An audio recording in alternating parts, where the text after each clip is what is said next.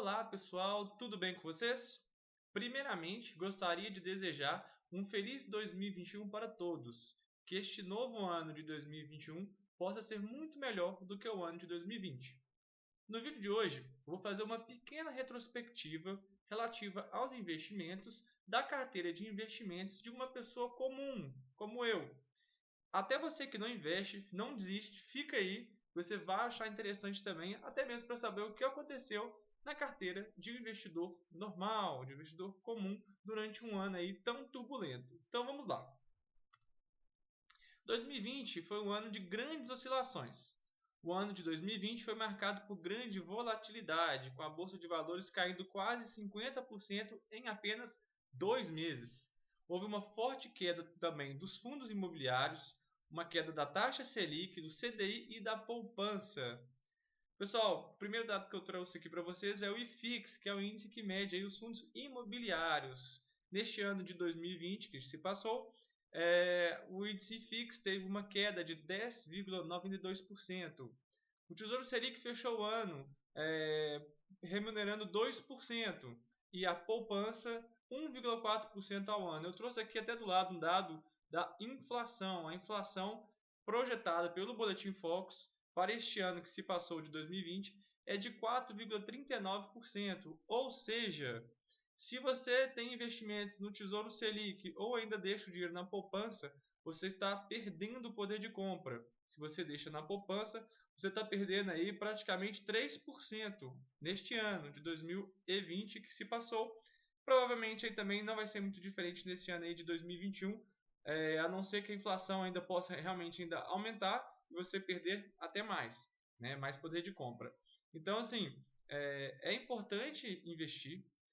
Antigamente no Brasil era muito fácil, você simplesmente colocava na poupança, isso há muito tempo atrás, ou até mesmo no Tesouro Direto, e facilmente você conseguia obter retornos aí de 1% ao mês, né, até 0,8, 0,7, chegou em períodos aí de 0,5% ao mês.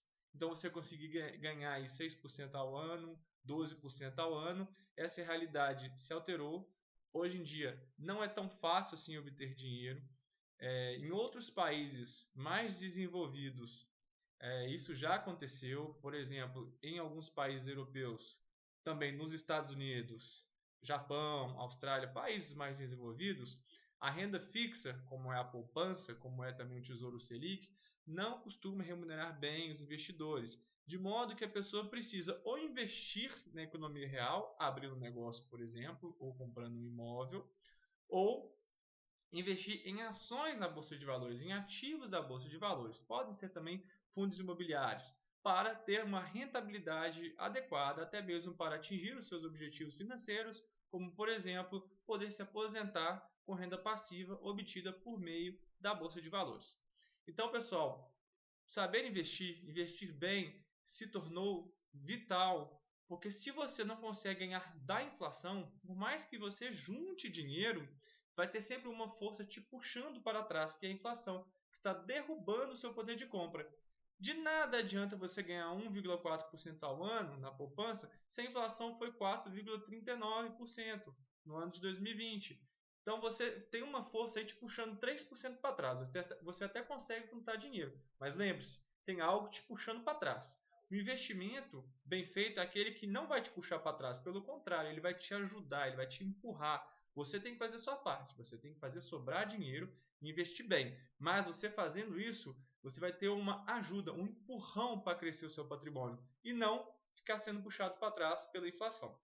Mas vamos lá. Apesar da queda nas ações nos primeiros meses do ano, houve recuperação, com os principais índices mundiais fechando o ano em alta.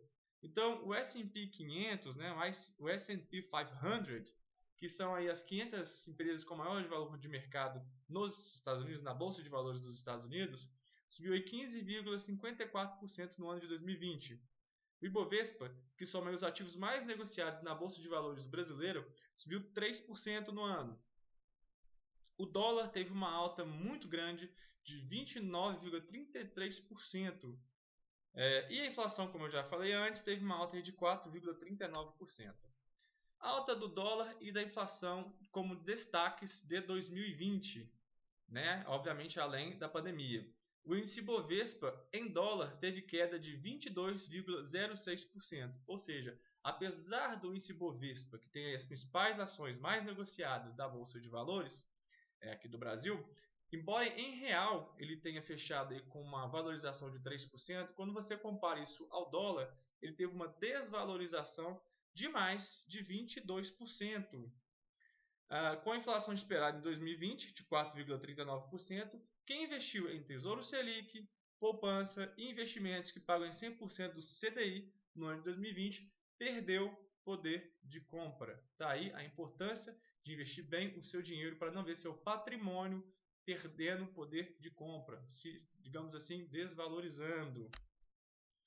Bom, pessoal, eu trouxe aqui os principais destaques das altas da minha carteira de investimentos. Não é uma recomendação de compra, você não deve copiar a carteira de investimentos de ninguém. Inclusive, aqui não são todas as minhas ações, eu trouxe nesse quadro as principais altas e no outro quadro as principais baixas. Então vamos lá.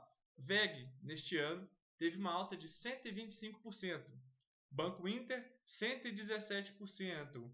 Ação agora de investimentos lá nos Estados Unidos, a Amazon, teve alta de 100%. A B3, que é a empresa que gerencia a Bolsa de Valores aqui de São Paulo, aqui do Brasil, perdão, teve alta de 82%. A Microsoft teve alta de 67,81%, Facebook quase 60% e Disney 51%, mesmo no ano de pandemia, gente. A Disney, que sofreu bastante com a interrupção na transmissão de seus canais esportivos pelo mundo afora. Se você não sabe, por exemplo, a ESPN e a Fox Sports aqui do Brasil pertencem ao grupo Disney.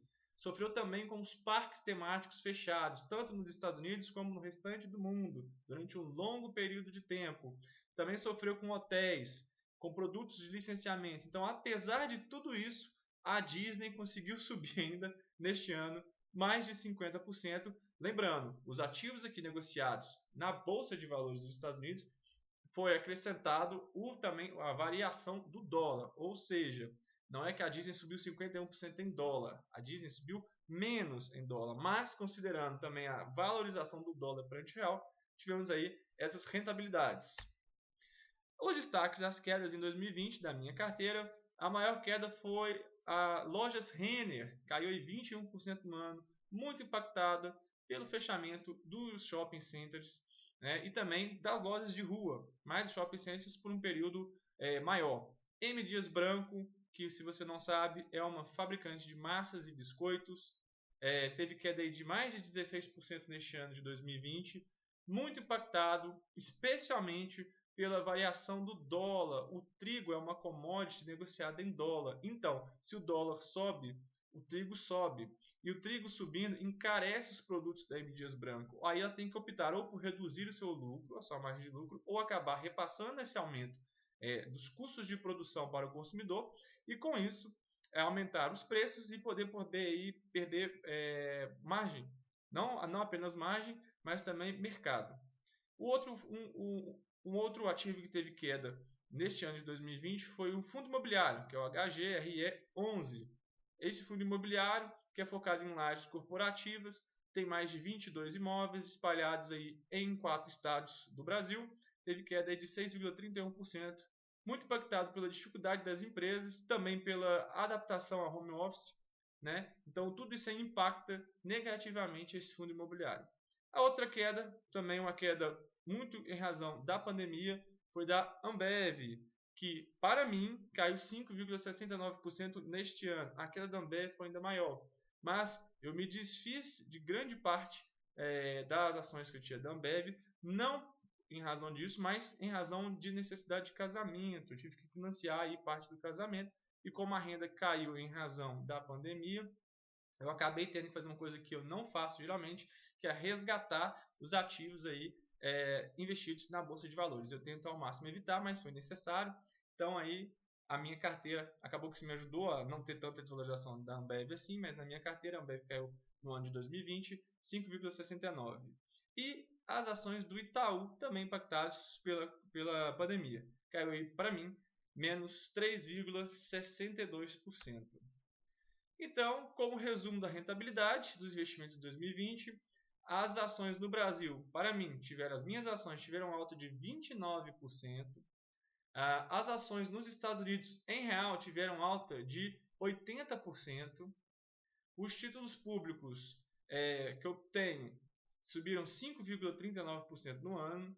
E nos fundos imobiliários, que é a menor parcela da minha carteira, tive uma queda aí de 16%. No total, a minha rentabilidade da minha carteira em 2020 foi de uma alta de 28%.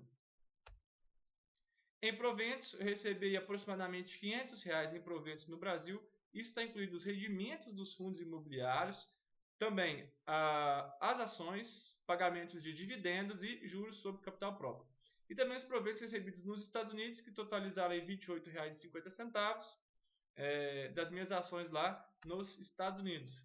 Pessoal, foi só apenas para mostrar o que aconteceu aí na minha carteira no ano de 2020. Desejar novamente um feliz 2021 para todos, um grande abraço. Se você está vendo esse vídeo no YouTube, no meu canal, por favor, clique em curtir, me ajuda demais. Compartilhe com quem se interessa também com o mercado financeiro ou com quem é curioso para saber o que aconteceu na vida de um investidor durante um ano tão turbulento quanto este ano de 2021. Se você está vendo aqui no Instagram, comenta aí, compartilha com alguém que também se interessa sobre o assunto. Um grande abraço a todos e até a próxima!